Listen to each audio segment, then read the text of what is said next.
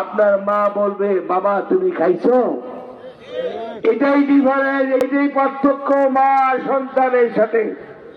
আজকে আমরা এতিম, আমরা দোয়া করি আমাদের মা যেন জান্নাতবাসী হয়।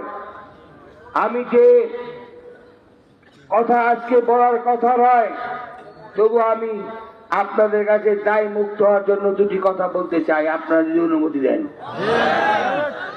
দীর্ঘ 25 বছর যাবৎ আপনাদের সাথে আমি সুখে দুঃখে থাকার চেষ্টা করেছি, আন্দোলন সংগ্রামে আপনাদের পাশে থাকার চেষ্টা করেছি।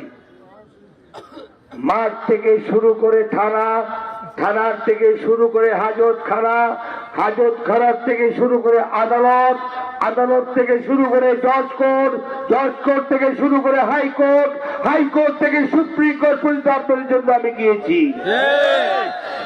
আমি আপনাদের পাশে থেকে সুখে দুঃখে থেকে এই জাতীয়তাবাদী শক্তিকে দীর্ঘ 25 বছর লালন করেছি। আমি জিয়ার সৈনিক, আমি